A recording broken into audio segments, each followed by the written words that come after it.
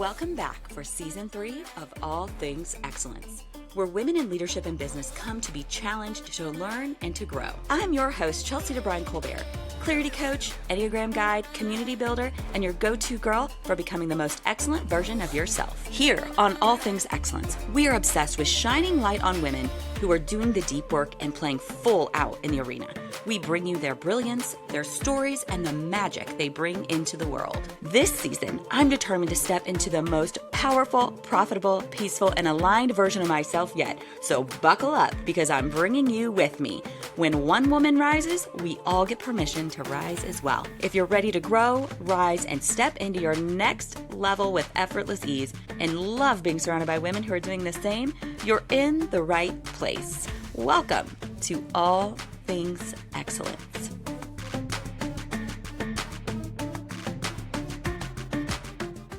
Hey, All Things Excellence fam. I have a really special guest for you today. The Christi Campbell is on, and I'll tell you all her actual bio here in a minute, but how I met her, I don't know. I've known about you for a long time. Welcome, a long time. I am delighted to be here. I'm so happy. Every time I see your face, my face brightens and I get so excited. It's just my own energetic, just sheer happiness to be in your space and with you. So I'm thrilled. You know what? This right here is a great, before we hit record, y'all know the juiciest conversations happen before I ever hit record. And before we hit record, we were talking about what in the working world is called lead measures. No matter what kind of job you have, if you're in any form of anything, actually, sales or where you have appointments and you've got to book things, whatever. There's a thing called lead measures, which is just tracking your connections that you're having with people. And think about it. We didn't call it a networking because we don't like that, but we called it peopling. Like when we go at peopling things, we are on here today because we decided to show up at a peopling event. That is true. Two of them to be exact, because we met at a peopling event 7 years ago. Yes.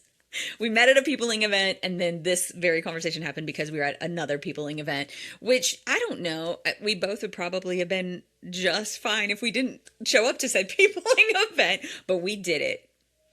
You know, I could have stayed in my hotel room and I was fine, but I came downstairs and that's where I saw that you were there, which was very fun. So I'd known of you for a while, but then y'all, I need you all to understand how much fun we're about to have. It is October 2017. There's an event happening. It's like a 1 or 2 day conference. I can't remember how many days. We're staying in this house we're a shared mutual friend. We're staying at this house.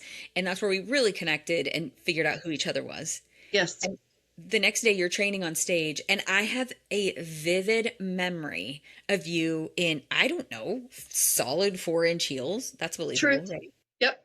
Very solid 4-inch heels. Probably a pencil skirt. I don't actually remember the pencil skirt, but there had to be a skirt involved. Yes, But yes. that's part of what makes the story so interesting. Yes, but on your back, on the ground, laying on the ground with your arms and legs in the air on the stage, microphone in hand. Much like a cockroach. Literally like a cockroach. You're literally like a cockroach. And so every time I think of you in the fake dead cockroach pose, telling this story. So I need you to know she is charismatic through the roof, hysterical, fierce business baddie, quirky, unique. You're always full of shock factor. Like if you are watching the YouTube, you see these like gorgeous, are they like emerald? Is it emerald, the sleeves? Well, they're just poofy. Greenish, right? It's greenish. Are they greenish? Maybe. I guess we could call them my Glinda the Good Witch sleeves. They look like Glinda the Good Witch sleeves. They are. For the record, I did just send something back to Amazon because the sleeves weren't poofy enough.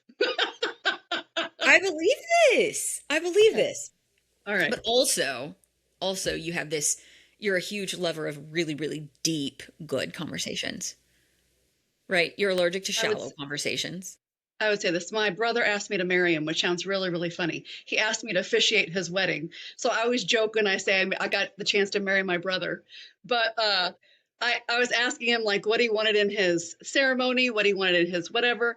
And he said, we want our theme to be lighthearted depth. And I thought that was interesting. And then I thought, well, no, that's not interesting. That's me. That's our family. Lighthearted depth. You think that's your whole family? I think that's our whole family. Lighthearted depth. Lighthearted depth. Okay, so just so you know, that's what's coming today. Now, here's the technical thing. You are a holistic high performance coach who supports highly ambitious women back to their wholeness, where inner peace not only meets but creates a powerful impact.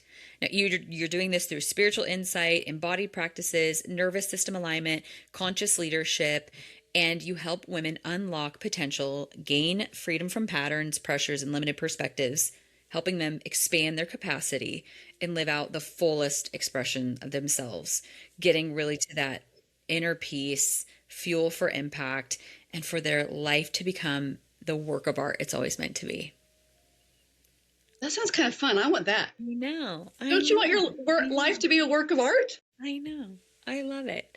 So okay. You do that, all of that. High performance coach. You've led thousands of women in sales training. You also are you can teach yoga. I You're a can. certified yoga instructor. I am. Yes. And you're certified, obviously you're a certified life coach. You do high Yes. performance holistic coaching. Yes. And you do retreats Yes. with a silent thing, which we're going to talk about silent retreats, y'all. It is not just sitting around staring at a wall. We're going to talk about this today. Okay. But let's go back to the beginning. So you grew up in an entrepreneurial home. I did. You did? I grew up with both of them were actually educators. And my dad was a doctorate in math, and so he taught college math. And and he is a typical, I would say, what you would think of as a really brilliant, like just professor, quirky professor, math professor. He's funny, he's witty, he's brilliant, he's intelligent, he's kind, he's just all of these things. My Yeah. mom was also a born educator. She has her master's in social work and education, but she went into the sales profession and moved quite quickly. Yep.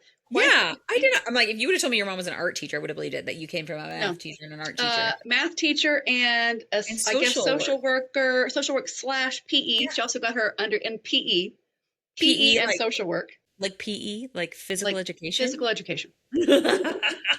I actually do believe this now. Yeah. Okay. And so, okay, this is, if you want to go way back for some fun stories, here you go. We're going to go way back. All right. This so says then a my lot mom about goes into sales you. and goes straight to the top. All right. Okay. Well, so I've always been, okay, so there was a point in time where my mom was split between a really powerful decision. And she was trying to decide whether she wanted to be a sales director in this sales in her sales organization. Okay. Or whether or not to, just maintain the status that she had built and be a full-time mom. Okay. I was allegedly a high maintenance child. Allegedly. All right. Very bright energy. Some might say aggressive temper. I don't really know how we'd call that. You didn't tell me that when we were trying to decide your Enneagram type, because if you would have told me that, I would have told you obviously 8. You didn't tell me that part. You didn't tell me like how they saw you as a child. Right. So I was just very strong-willed, very independent, very stubborn, very all of these things. And so I think my mom's concern was, what is this going to cost me to not parent this person that has come onto this planet? And she actually went to go talk to a psychic. There was something on the radio. Okay, but did your mom live in Branson then? Like, yes, this is back in the days when she was born a Southern Baptist, and so even the near mention of psychic probably caused her to sweat profusely. Like, you just don't believe in those things, but something in that moment caused her just to be like, oh my gosh, certainly he's going to have all the answers for my life. I'm going to go to this psychic, and I live in Southern Missouri. She never had to go anywhere. It was over there. No. She won him from the radio because she did have to. She had to take pictures. She had to take pictures of her kids and her husband and her so he could read our pictures. So anyway, I This don't is actually know fascinating. where I'm going with this story now, other than we're reverse But what did way she back. say? So what did the psychic say? Because this is when So she was split, right? his Between like, name, do I move into I'll this? give credit where credit is due. His name is Jay Bell. He's like has it, and he looks at me and he says, "Your daughter needs a whole lot of activity. She's going to have a little bit of trouble with some self forgiveness, and she needs a venue and an outlet to run her race. And as long as you can get her in a venue and an outlet to run her race where she can be independent, but also with a team so she can learn team dynamics, she'll soar in life." And then No she looked at way. mom and said, "You cannot shelter this child. You need to go for it. Because if you don't go for it, your daughter's never going to learn to go for it. So you have to go for it." If That's you essentially don't what she go said. for it, your daughter will never learn to go for it. Hmm. All the moms just sat in their car and sobbed. Yeah. And so that was at that point, I was immediately enrolled into gymnastics. And Yeah. yep. And I became a number one in the state in gymnastics. I mean, not immediately, not at What? 3, but Still? yep. So I became an avid gymnast. And that was my passion in life. That's what I wanted to do. I wanted to go and be in the Olympics in gymnastics. I Yeah. There was a season where I was about to go train I was about to go audition to train at the Bella Caroli camp when that was all big, and we thought Yeah. everything was all Yeah. above board then. Yeah. And No just way. about a couple weeks before that, I hurt my ankle, and it took me completely out of gymnastics.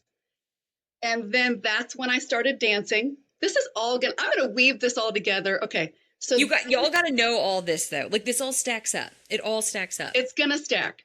Yes, Uh, it stacks. well, so then I started dancing. Okay, this is what I After knew my, you, yep. that you're a So, dancer. so I did gymnastics from 3 all the way up till I was in high school, basically, junior high school. Okay. And then I injured my ankle. My ankle heals. Mom's still resonating with Jay Bell. You got to get her energy into something focused. Yeah. So I'm in Branson, Missouri, a town of, at that time, 2,500 people. Now it's quite large, I mean, bigger. And there's no dance school. So what does mom do? Mom builds a dance school. She finds a teacher. She builds a dance school. Stop it. You stop. Your mom literally built a dance school? Literal in an actual industry for people, because there was no dance teacher, there was no dance school, and she also built the actual building. You are joking me. Nope, right in the middle Your of her. mom is like She's a a baddie. make a way, find a way baddie. My mom is the original baddie. She's the OG. She is the OG baddie. She's the OG. All right.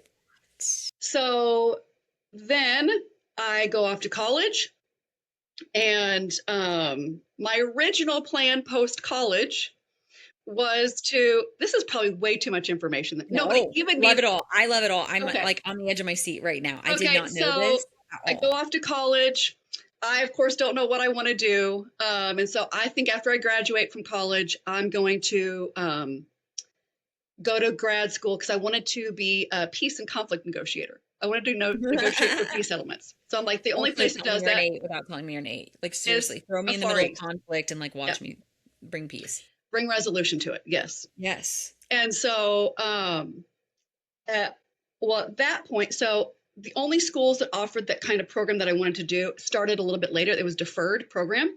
So I came back to Branson, and I'm like, well, what I'll do while I wait for this time is I'll just dance. Okay. So I'll just save money. I'll dance.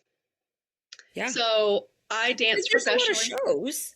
Yep. So I did almost all the shows in Branson. Apparently, not everybody knows what Branson is. Like I was talking to my friend. How is this possible? I know. Her name is Savannah. We were talking last night, and she's like, "How do you know what Branson is? I've only known what Branson is for the last 3 years of my life." I'm like, "I'm from Southern Iowa. Branson is the Disneyland for Midwesterners." Yeah. Okay. Yeah. Like there's like the strip. It's Queen like Vegas meets Disneyland. meets New York. Yes, there is actually a strip. Yes. Yeah. There's yeah. There's the we thing. went there a lot in college. Meet And there's San Antonio with the walk with the There's a lot, and then like you can go down the road and go to Lambert's, and they're gonna throw rolls, and they're delicious. And they're delicious if you catch them. Don't eat them off the floor. Yeah. If you catch them. There's a lot going on in Branson. Yes. So when you say that's why I'm like, y'all, when she's saying she's dancing at these shows, there's literally very professional shows happening Yes. My in mom would always Branson. make sure, because she was a Southern Baptist, Christy, when you tell people you dance, you have to tell them it was not behind a pole.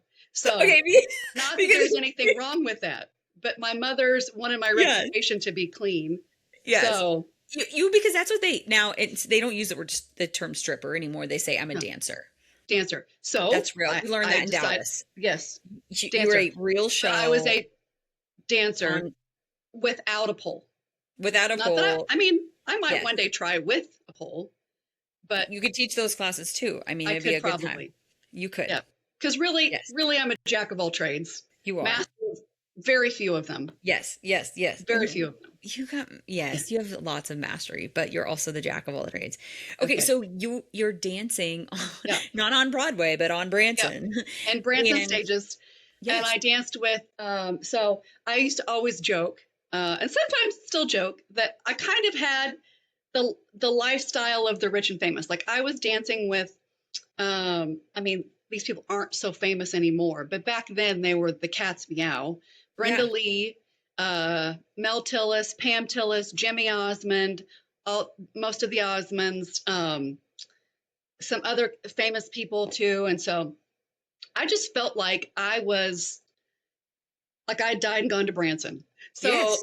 Yes. I felt like I had the life of a rich and famous, except for then I would look at my bank account and like, I don't have even a pot to pee in. So I don't even have the Yeah. lifestyle of the rich and famous. So at that time I was looking for extra income.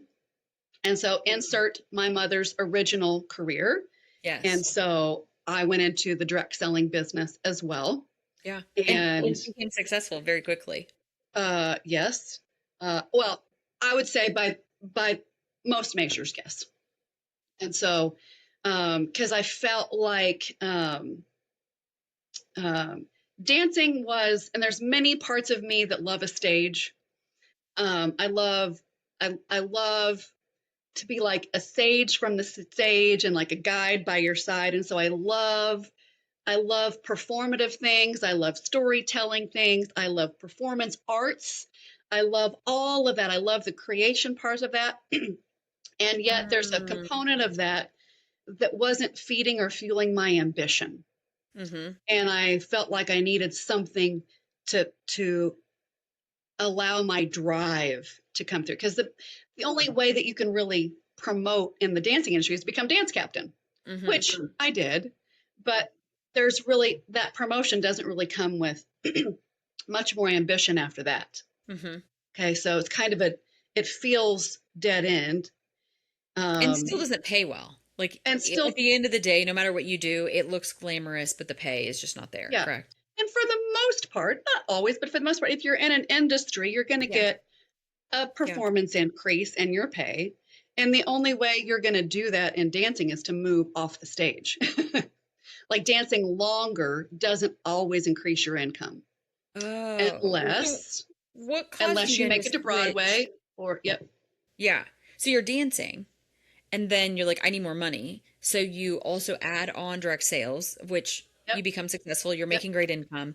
Yep. What caused you to go from this place where you're going, where did the shift come from where you're like, I'm not dancing anymore, but I'm going to go here full time? Like Yeah. what created So, that little shift? well, my sort of joke is, well, some I've heard people say shift happens, right? Yeah. I think Shifts there's happen. a time in any woman's life, men too, but Mhm. I'm intimate with working with understanding women's minds and how they work. But I think there's a time that split happens. And so at that moment, I was split between, I think dancing's my passion, and I think this feeds and fuels my creative instincts. Oh, wow. And also, this other direct selling thing is fueling my ambition. And those two felt split to me at the time. And on top of that, if I'm going to be real transparent, there was a moment there where I didn't trust myself enough to make a cold turkey break. Like I had never, Oh. I didn't know that if I could support myself with just Yeah. one thing. Because you work with women a lot. Like you said to me Yeah, earlier, that you don't think that women think that they're stuck, but you think that they're split. And I think, you're like yeah, you were your first test subject in finding this. for sure. And so do you think it was your split between dance and direct sales and just choosing one and going with it? Do you think it was the internal struggle with self-trust? Can I make it happen with one of these? Yeah. Or do I need So both? I think to your point, Chelsea, I think that's really wise. Yeah. I was split between two careers, okay, at that Yeah. time. All Yeah. right.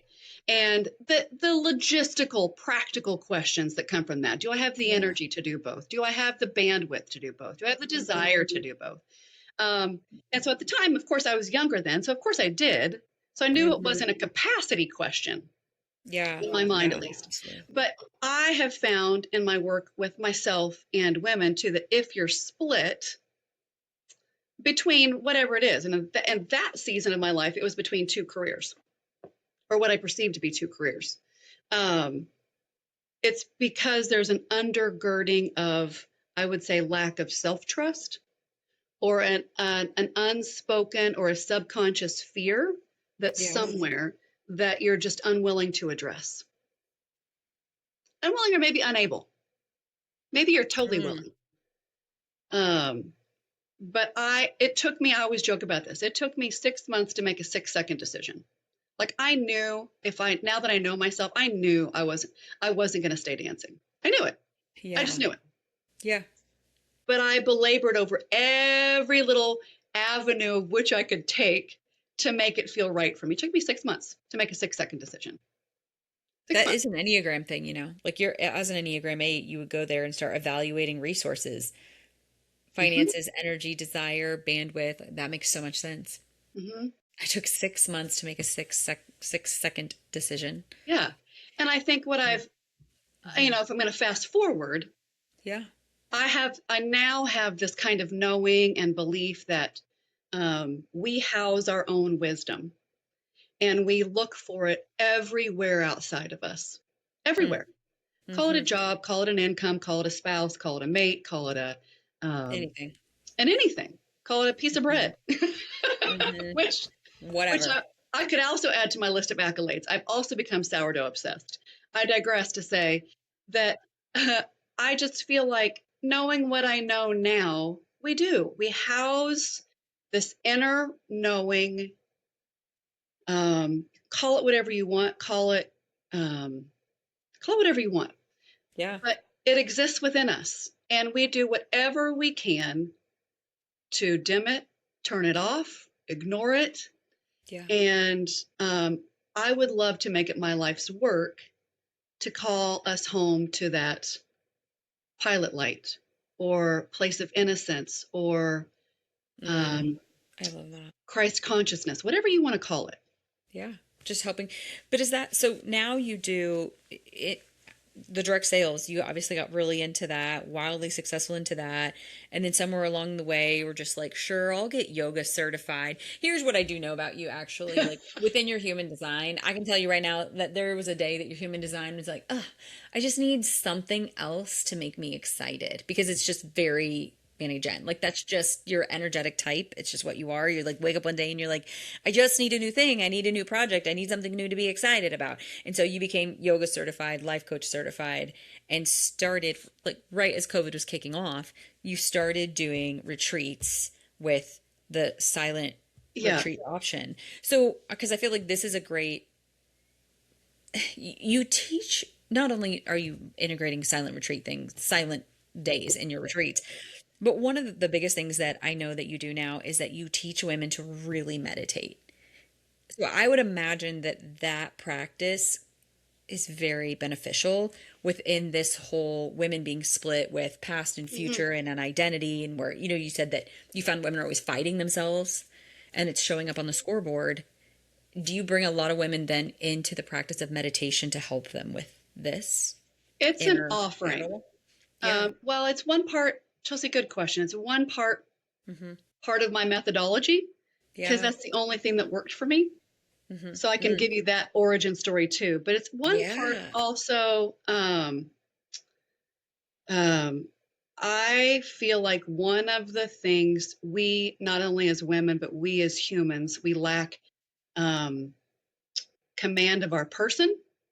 Our True. mind is always Mhm. busy. Yeah, It's agree. all, we can't sleep. We wake Because up at that thing three, that you were talking about, that inner knowing, right? Call whatever in yep, the world you want to call call the it inner whatever. knowing. I Yep, don't think you can hear the inner knowing until you learn how to just sit down for a second. preach. And so even if you're quiet, and there's a little bit of a difference, in my opinion, between silence and stillness. Okay. So Okay. wait, do you feel like you do a silence retreat or a stillness retreat? Stillness, Okay. Okay. stillness, stillness. I'm here for it. Tell Stillness me tell speaks. me the difference and also what it is because I had somebody go, "What are you going to do at a silent retreat? Like stare at the wall?" Yeah, I mean, No. that's an accurate thing. You can if you'd like. I suppose so. I mean, I will probably, yeah, what do people do? What do you feel So, like the differences between silent and stillness? Like define that. And then also, what do you find that people love doing at a stillness retreat? okay. Well, all right. So let me, all right. So this is a very small and subtle distinction. Okay. Yeah. Yeah. And both, sometimes they're sisters, like they're fraternal twins, actually. Okay. So silence is exactly what it talks about. Mhm. You're quiet. It's Mhm. quietude. Yep. Okay. It's just turning off things. It's silence. It's no noise. It's no distraction.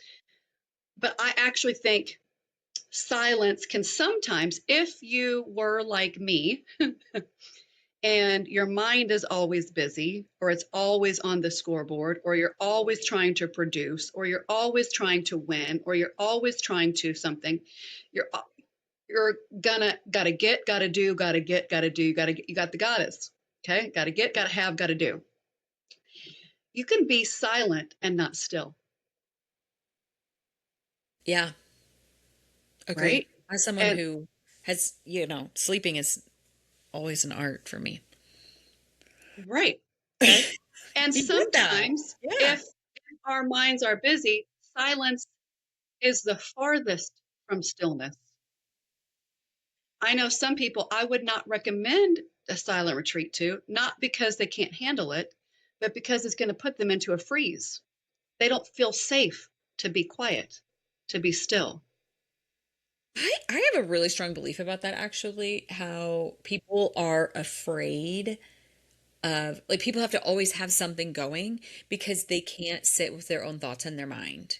All of life, who said that? There's a quote. All of life's problems come from the inability of man or woman to sit with Hmm. themselves and with their own thoughts. All Yes, the world's yes. problems. I Okay. noticed when I came to that shift where it went from something's always going in my car when I'm driving to now I can just accidentally be in my car with it dead silent with just my own thoughts. Yeah. And it's where I prefer to be home with my own thoughts as opposed to off Yeah. doing the things. Yeah. That's what So you're talking that's about, right? Like literal yep. silence versus, okay. So there's a small distinction there. They're both good, but until you learn how to engage with silence, you're not going to get still.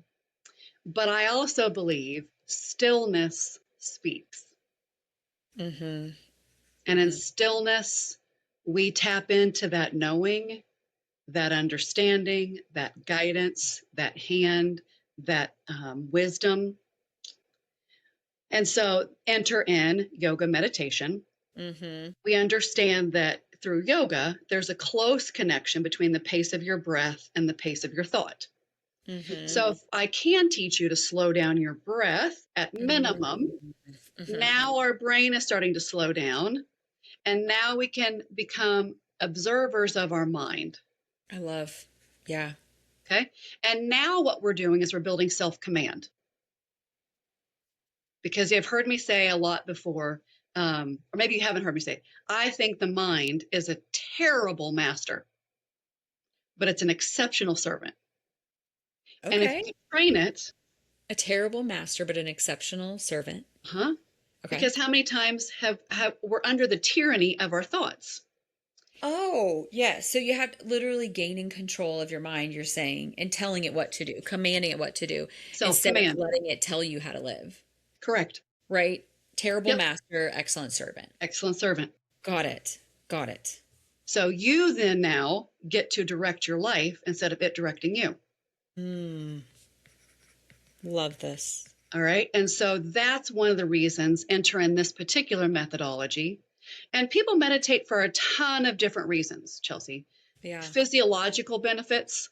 Okay. It does rewire your neurons. When you slow down your breath, most of thought happens in the back of your head here. Okay.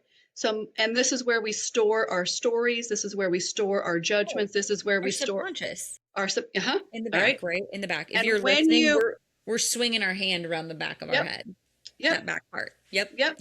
Okay. And when you intentionally breathe for 2 minutes at minimum, intentionally breathe 2 minutes at minimum, you change that part of your brain to executive function, which is the front part of your brain, where now you can begin to create a new story. No way. Oh man, you know what? I will tell you about this. My most successful times in my whole life, there's two things that I'm always doing. I'm always long distance running and yoga. Yep. Okay. Which and would what make do you sense. notice? What do you notice after long distance running? I'm so good. Yes. But you cannot play with your breathing when you're distance running, y'all. Like yoga and distance running, there is no playing on your breathing. You are in complete control of your breathing, a very specific rhythm. And what do you notice after, regardless of activity, what do you notice about you, Chelsea, after being in complete control of your breathing? I mean, I'm in complete control of my thoughts. Sometimes, like, I lived in a small town when I started running, and people were like, "You're out there a long time," and I'd be like, "It takes me a long time to sort through everything and be a really good human, not want to choke all y'all all day long." But there was something like it just was It's really meditative. good for me. I find it very meditative. The people who are like, "What are you running from?" And I'm like, actually, I'm not running from anything. You're running I'm into something deeper. Running to like all of my thoughts and sorting through them and whatever you want to call it, like God, Holy Spirit, divine, whatever, call it what you want to call it. But like we would have some deep conversations on these longer runs, which is why I'm training to be able to run longer again right now. And the thing that's motivating me is that like I'm so motivated to get back to those really deep runner's high internal communication. And it's not, this is no offense to runners out there. It's not the running. No. It's the rhythm of it. And the cadence of your breath. And it's the feeling that you just said so beautifully, I'm in command. Yeah. I know that when I align these, I'm in command. All right. So physiologically speaking, we are rearranging the body, but other people meditate because it enhances your performance. Okay. So I'm not using it as a life hack per se, but as a gymnast, a pre-form of meditation is you are taught to go through your routines perfectly in your mind. Yeah. If anybody's ever been in sports, okay. So sidebar for meditation, visualization does not equal meditation. However, when you are a trained athlete, you're trained to go through something seamlessly without any error, right? Okay. And so what then that is the mind needs an anchor to latch onto. Okay. So if the mind is wandering, which it always does, breath is an anchor. So breath is the one thing you're focused on. Okay. So that's an example of an anchor. Okay. This is why you might see people, I don't meditate this way, but you can. This is why you might see people dimly looking at a candle. Yes. That's their anchor. It's just an external anchor. They're literally just picking. I got it. Okay. Okay. But this image of you going through your routine or your day, that's an anchor. Okay.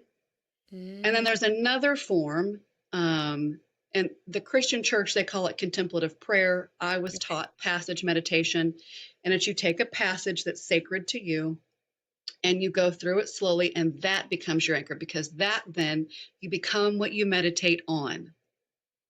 And so if, for example, it's the Lord's Prayer, okay? Our Father, who art in heaven, hallowed be thy name. Oh, crap, I forgot to pick up the kids. All right? Yes. So now you train your mind to go back to the beginning of the passage. And now you're training your mind. You're building self-command. You're not following all of your own thoughts. Mm-hmm. You're letting it, you're directing it. You're directing attention.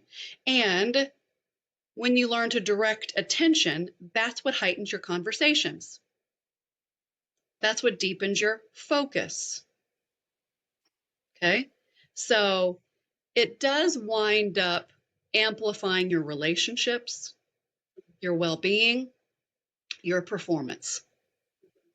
So fast forward, then let me finish off that thought. Yeah. Is that, so I am now a big fat fan of silent retreats. Okay. Call them what you will. Okay. I'm a fat fan of them. All Yeah. right. But I also think, and I want anybody to invest in a silent retreat that feels important to them. Okay.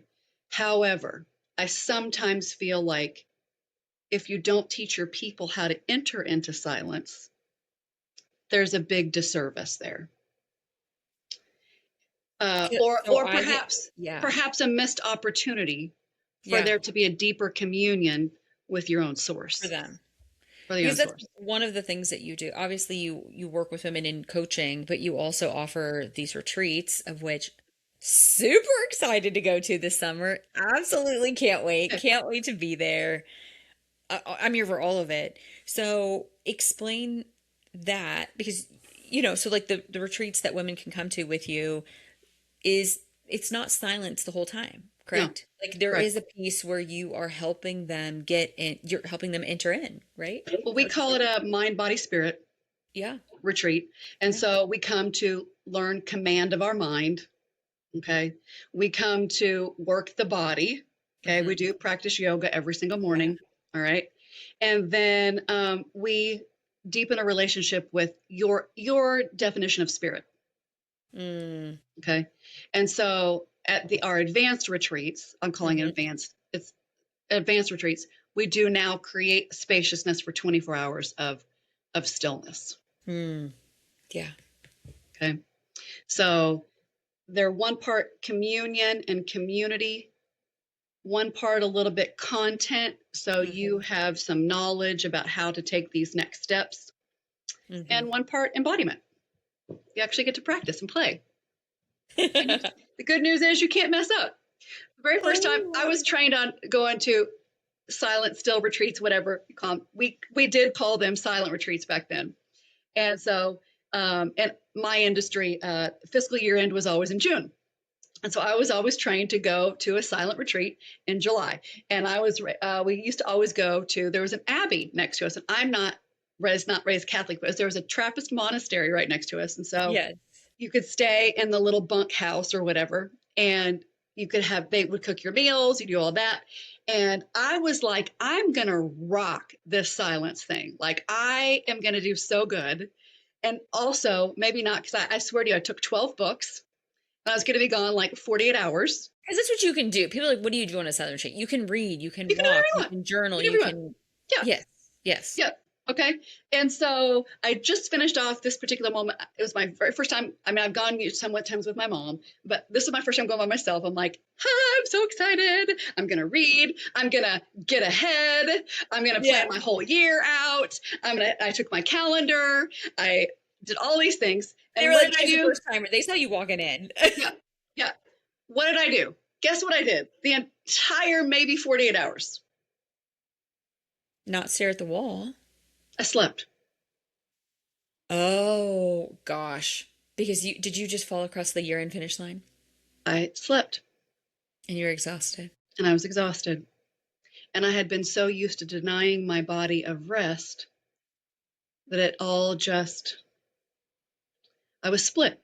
Back then I didn't understand. I thought I had to choose between peace and power, or high performance and a deeply peaceful life. I thought I had to choose. And I think that was another way I was split. It's like I have to either be really powerful and I can't have rest, Mm-hmm. Or if I'm super peaceful, then I can't be ambitious. Wow. You thought you had to choose between peace and ambition and And power. power and Yeah. rest. And I don't mean power over. I just mean Yeah. like having power in my life. Yes. Yeah, yeah, being powerful. Yeah, Being a baddie. being a Yeah. baddie. Yeah. Yeah. And I just remember being split in that way. And it wasn't until I dived into what I know about yoga and what I know about meditation and what I know about retreats, however you want to call them, and what I know about Mm-hmm. coaching after working with all these women is that Mm-hmm. um, peace is the fuel. Yeah. And until we can get that inner part of us fueled, we're going to feel depleted, divided, diminished, doubtful, distracted. I speak maybe only for myself. I think that, but there is such a thing, we were talking about this a little bit before. There's this deal that I shared on the internet that hit a lot of people just in the feels, where so much of our worth as not even women, as humans, so much of our worth as humans is summed up by this looking busy, right? Busy is a badge of honor type of, I've got to look like I'm getting in my grind, or I'm not, I don't look worthy, and so I definitely don't feel worthy of having all of the things that this lifetime Right. is supposed to gift me. Yeah. And that's just not true. Yeah. But we do believe that. My spiritual teacher calls it hurry sickness. Hurry sickness. Hurry sickness. And we Mm. all have it. Oh, we all have had it. Mm-hmm. We're all going to interface with it at some point. Mm-hmm. Gosh. I learned so in spring 2014, I was going after like a really oh geez, holy geez, yes, today, my aunt was dying of cancer, and she'd been Today. sick for like 7 years. Yeah, and I was supposed to go back and see her. She was home at this very time of Okay. year back in Okay. 2014. Okay. And I always forget, like, today is March 31st, isn't it? And instead of going back to see her, I was like, I just got to finish this goal. Like, I just got to finish this goal. I've got to cross this finish line, because when I hit this monumental thing, it was a big deal in my direct sales career. When I hit this, it'll be good, and I will like drive this trophy to her house across the country, and it will all be worth it. And then she died instead. Chels. Yep. I was mad at myself for, like a long time. A really, really long time after that. I can imagine. Yeah. So mad at myself. Just mad at, honestly, everything. I was mad at myself. I was mad at the job. I was mad at anything I could be mad at. Life. God. Yeah. Like lately, somehow I've been like digging up emails from my grandma, my dad's mom, just savoring them. She's alive. She's 95. So I'm starting to get weird about it. That like, oh, I want to make sure I have these and print these and things. And I found one where she'd said, like, I really think you need to come home. I really think you need to come home to your aunt. I know you're busy. I know you're trying to do this, but like, you really, really need to come home. And it was like, geez, like everybody was literally screaming at me, like, you really need to come home. And I was like, I've got to finish this goal, because my worth was wrapped up in this trophy of this goal, this achievement.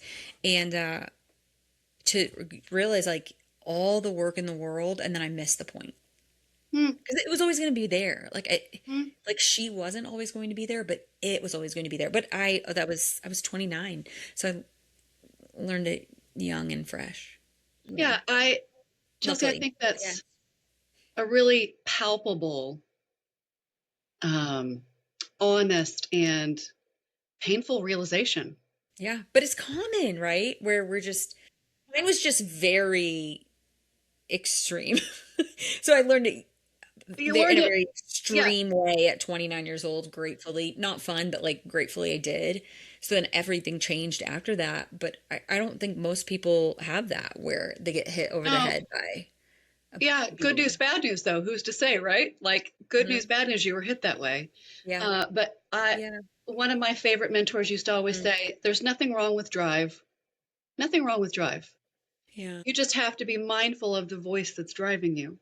Mm-hmm. And that's, I think, another piece of what I know you and I do sometimes is, what is that voice that's driving you? Is it the voice of sheer delight in this work that you're doing? Is Yeah. it the voice of, I gotta finish X so I can feel Y? Yeah. And I will tell you exactly the end of May, the year prior, there was I just moved to Texas and there was a really bad tornado in Oklahoma City where it Mm, took out the city. mm. And I drove home. My mom was like, I think you should wait to go home today, like go home the next day. Because I think the storms are going to be really bad driving from Iowa to Dallas, straight down I-35. And I was like, okay, sure, mom, I'll wait. Because she has a lot of anxiety around storms. I'll not drive and make you crazy all day. So I did, and then the tornadoes went through, destroyed the whole town, Oklahoma City. That southern part, I can't remember the name. More Oklahoma, Oh, destroyed, literally destroyed, destroyed everything. Right? It was insane. And so drove through the next day, and to the drive through that, it was like, wow, this is terrible. I've got to do something. Like I knew people that lived there, I knew people that lost everything, and so I gathered some friends, and we met a few days later, and we were just in the trenches, helping these people, helping our friends. And my like we'll say like boss at the time in my job in drug sales, she said, if my month was where yours is, I would never. And she was lived there too. I would never be here doing this. You need to be home getting work done. And that that is what drove me then to not, it was that going like, oh, well, I had my stuff out of alignment. I should have never been doing that. I would, if I were where you were at this time of the month, I would never be doing this. So it was that was the voice going, I know your aunt might be But dying. the irony is that wasn't your voice. No, it was not. And that's when you're It was saying, not what your voice. is it? It was like not my voice. Yeah. But I wasn't. But how many times have we done that? We've taken a I powerful know. voice Yeah, I and know. assumed that to be the truth of the matter. Yeah, And and that's that's not, their own experience from whatever in the world happened. Like that was such a projection, right? That had nothing to do with me. but we know when we know it. I know. Yeah. Ugh. And I think, I love this so much. well, So it's this just is really so, what the work that you bring women in to do. well, as I'm telling my own story, Mm-hmm. which, by the way, feels weird sometimes. Does it ever feel weird just to talk through your own story? Sometimes it just feels You think? weird. Well, wait, do you know the reality of why it doesn't feel weird for me anymore? Have I told you this? No. We've talked about human design. I know some people Okay. think it's weird and some people think it's awesome, and like Okay. just find the place in between, guys. It's very weird, and it's very weird, but it's just very useful. Even my dad is like, "How do you know that from my birthday?" And I'm like, "I don't know, Dad." Like I always say, Yeah, like yeah. the three wise men were astrologers, and Jesus was born at an astrological event. Like go from there. And he's like, Yeah. "Okay." But my it's called like my profile, which is kind of like your rhythm of life and how you do life. There's two numbers, and both of mine are very like trial and error-y, Well, and yes. Yes. people learn from Just my leaping and crashing and burning and learning. And then the greatest growth in this lifetime for me is it's this type called like the medicine woman type, where you tell your story and you collect other people's stories. So it was I'd always done it all my life, like from a tiny kid to now. But then when I learned that about myself, then I learned like, oh, this like is the magic that God has given me for this lifetime. that's So now I don't so think it's weird anymore because I'm like, oh, that's what I'm supposed to do. well because you're living in alignment. Yeah, because you're supposed to do that. So, then when you figure that, like, oh, people learn through that, then you're like, oh my gosh, I better share my story. Which is why, like my therapy session is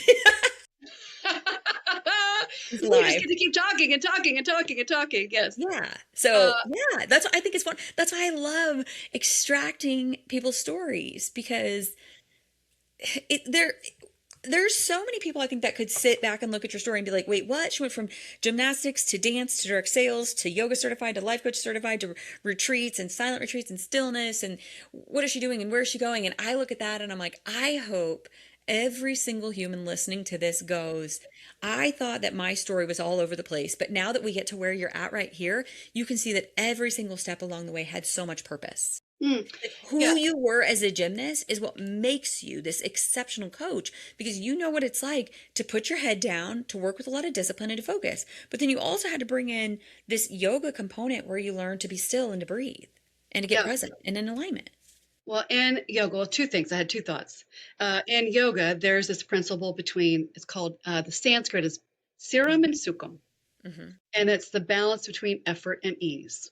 And I think yoga has taught me that more than anything is that if there's too much effort, too much force, too much like just powering through or powering over force, then you can't sustain it. Mm-hmm. Likewise, if there's too much ease, you can't ever get into it. And so you can't ever crest the mountain if it's too not easy, but with too much ease. So you've got to have both principles at play.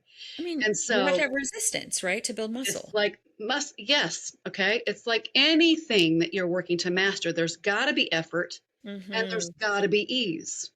And so when I think people talk about balance, they're not talking about work-life balance. We're talking about effort and ease balance.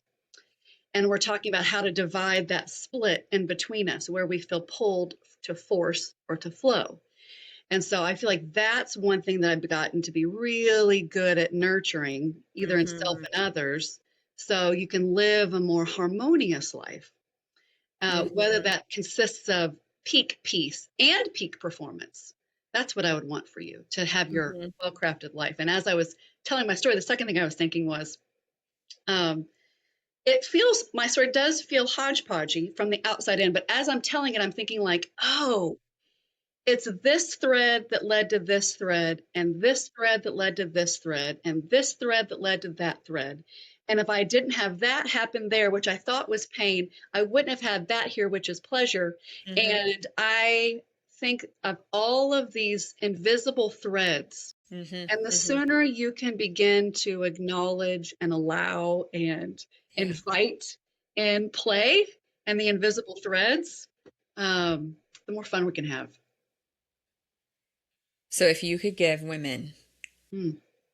you knew this was coming, and I'm like, this is right here. If you could give women one permission in life. Well, I'm not going to pick one. And you knew that was coming. You were not I'm going containing to me. give you Actually, hold on. Let me give permission you a to few. ask for a second permission slip. I'm giving you the permission to ask for two. Okay. Permission slip one is to allow and recognize all the invisible threads that weave in a masterpiece. And number two is permission to enjoy the heck fire out of your life. Literally, Mm. do it for the fun of it, for the love of it, for the joy of it. And if it's not from that place, don't do it. You have my permission to not do it. If it's not the fun of it, for the love of it, for the joy of it. Technically, that's 2.5, but there you have it. I love that. Allow for the invisible threads. I think they just don't. And then enjoying the heck fire out of it. It's Heck fire out of life. I think we're here yes, to enjoy life. We're I here to agree. enjoy it. I agree. But So that's a enjoy it. choice. You have to choose. I mean, earlier today, I was talking with my coach. We're working on this project that I don't actually like that much. And I'd been resisting. And we were looking at my stuff that shows where I think lots of things. And my joy is very high. Might have just the joy I get in the satisfaction of life. And so we're sitting here talking about it. And all of a sudden, I'm like, what is that noise? Well, I live in the desert for a frame of reference. Out of nowhere, it starts raining. We get rain 12 days a year. I leap up. I'm screaming. I'm running outside. I'm running in the rain. Like, this is the. And then it's also, I get the fact that, like, my neighbors are like, what in the. There's this 41-year-old woman running around in her driveway with her arms thrown wide open, like Sheer screaming and joy. videoing the rain. Sheer joy.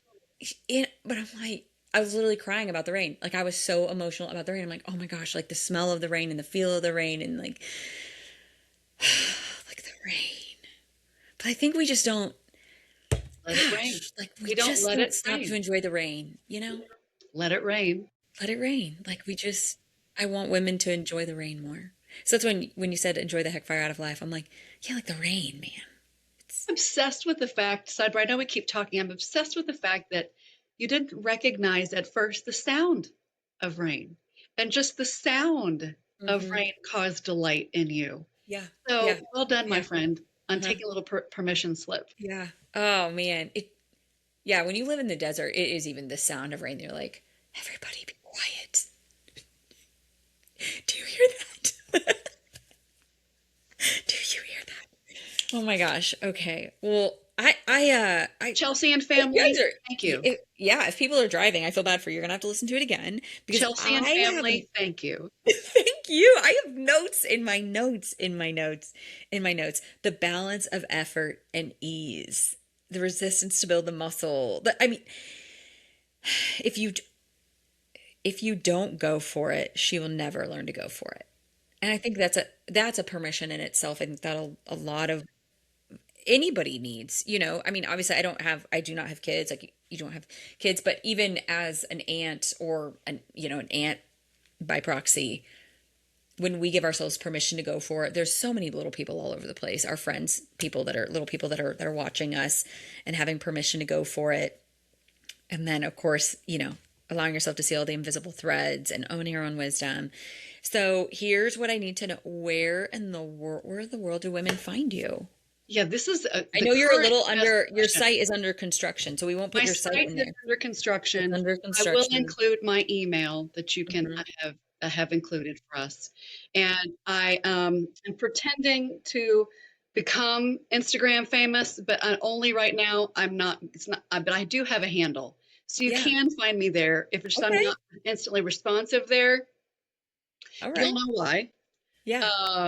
But you can find you there. if I'm like J Bell, it will be faded.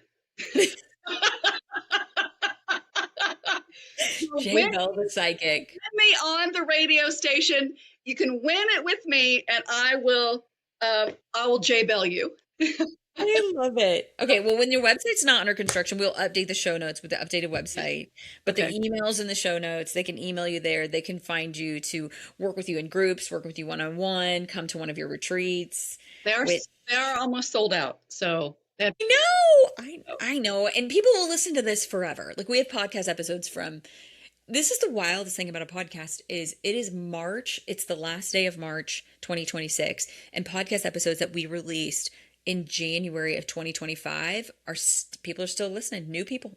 I love it. I know. So it is evergreen, as they say. Well, if you're here and listening, you're right place, right time. Yeah. Yeah. Right So place, right time. the website might be no longer under construction. Check the show notes for the email That's right. website. That's right. It'll be there and it'll be ready. So, oh my gosh, friend, thanks for coming. Thanks for listening. The delight has been all mine. I was already excited to attend the retreat. Now I'm 8 trillion times more excited. I'll get a wall monogrammed with your name on it, just so you can make sure you look at your wall. Perfect. I'll have it all. Sit and stare at my wall. All designated for you, my darling. All designated for you. What are you doing? Sitting and staring at a wall? No. If you even want, I'll create a space for it so you can just canvas your way out. You can just doodle all over the wall. There we go. Whatever I want to do with my wall that I'm staring at Whatever for a you want day. to do. Whatever I want to do. Oh my gosh.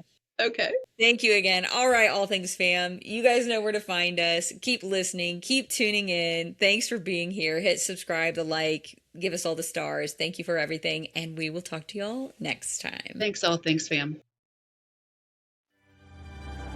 Thanks for listening to All Things Excellence. If something landed with you today, I'd love for you to follow the show, share it with a friend, or leave a quick review. It helps more women find these transformational conversations. And if you're ready for support with your next step, or needing someone to stand in the gap with you to figure out what that even is, I'd love to create that space for you. And my intro clarity call is a great place to start, because life is too quick and too full to have to figure it out alone. Until next time, All Things Excellence fam, thank you for listening.